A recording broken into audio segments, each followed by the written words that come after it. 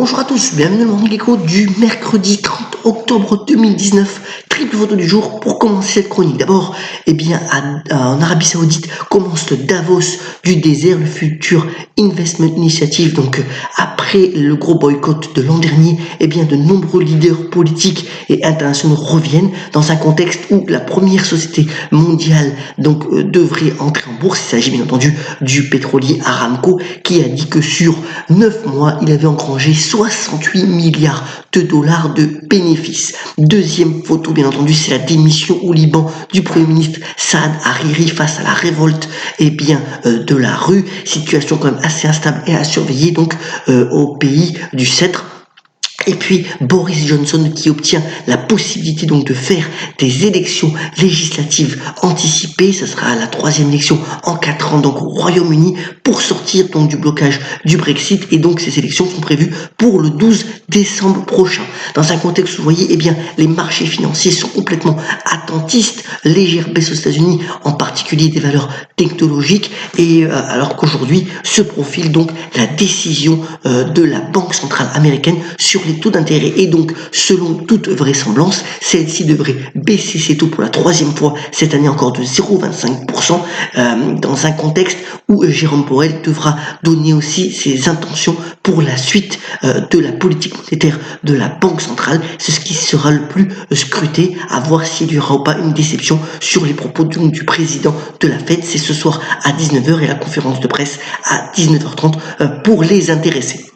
Autre point aussi relayé cette fois-ci par le Financial Times, c'est le fait que Emmanuel Macron, qui avait dit que le chômage pourrait être proche de 7% de la population active à la fin de son mandat en 2022, cette perspective pourrait être avérée ou tout proche selon toute vraisemblance, et si la croissance reste au niveau actuel, puisque l'emploi temporaire recule en France, comme le montre le graphique en haut à gauche.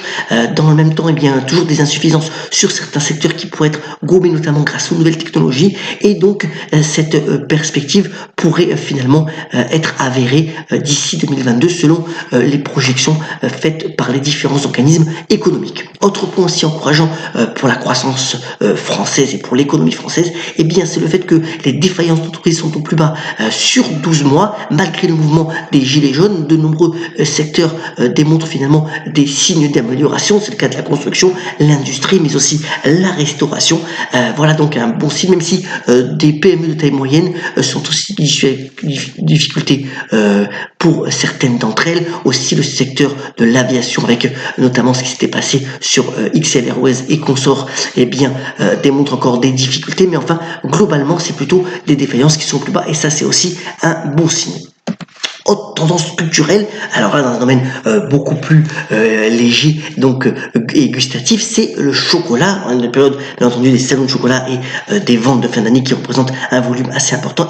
Les industriels de ce secteur redoublent d'innovation pour que la croissance soit soutenue. Et après le chocolat noir, celui au lait et au blanc, la nouvelle tendance qui fait fureur, c'est le fameux rubis, le chocolat rose. Alors il a été déjà mis en place dans 40 pays avec des croissances et des volumes plutôt intéressants. Il va s'imposer aussi dans les autres pays dans les prochains mois et les prochaines semaines. Vous voyez que le secteur du chocolat est toujours promis à une croissance assez importante dans les prochaines années. Donc secteur à suivre selon toute vraisemblance. Venons-en au bref, car l'actualité des entreprises est aussi importante. D'abord, c'est l'information de la soirée.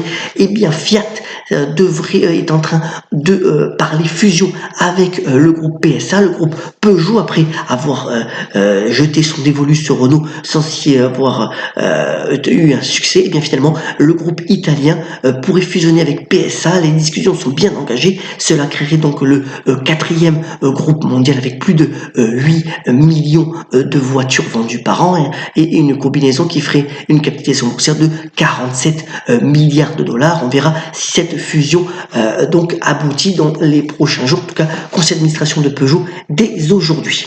Autre point aussi, autre fusion qui est moins de l'actualité et qui est assez importante, c'est le fait que Digital Realty Trust rachète Interxion, c'est ce qu'on appelle les centres de données, les data centers.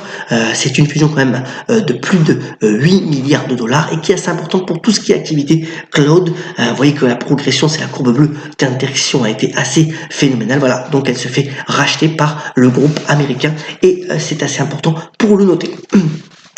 Commande extraordinaire pour Airbus qui publiera d'ailleurs ses résultats ce matin. C'est une commande à plus de 33 milliards de dollars pour 300 avions, donc Airbus A320 et A321. C'est la compagnie Indigo, la compagnie low cost indienne qui donc a passé cette commande. Et voilà un bon signe pour toute la filiale aéronautique européenne et française, bien entendu pour Airbus qui a progressé de près de 1% hier avant donc ses résultats publiés aujourd'hui. Autres résultats aussi importants qui seront scrutés de près après la clôture de mastodontes technologiques, bien entendu Facebook, on verra si la croissance publicitaire est toujours au rendez-vous, et puis Apple, donc qui publiera là aussi après la clôture. Vous savez que Apple avec Microsoft ont dépassé donc le trilliard au niveau de la capitalisation boursière. On verra la trajectoire donc des ventes du nouvel iPhone 11 si elle est au rendez-vous, et bien entendu aussi si le segment des services qui est le prochain point de croissance pour la marque à la pomme tient finalement les engagements promis lors du trimestre précédent. L'Oréal a publié ses chiffres après la clôture hier. Au niveau des ventes, eh bien c'est mieux prévu puisque la croissance des ventes est à 7,8% contre 6,4% attendu. Donc le groupe de cosmétiques est toujours très en forme et tire parti de sa politique volontariste vis-à-vis de la Chine et des pays asiatiques, et ça fonctionne toujours bien donc pour L'Oréal.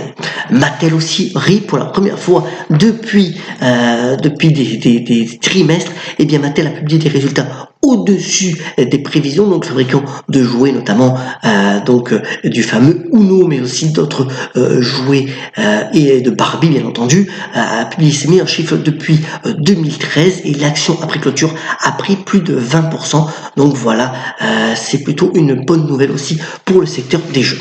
On est mercredi, alors deux films à mettre en exergue. D'abord, bien entendu, et c'est assez salué par le critique, et bien c'est le troisième film qui réunit donc les époux Charles Gainsbourg et Yvan Attal, Mon chien stupide. Alors cela vient d'un roman de John Fant, et donc c'est une adaptation.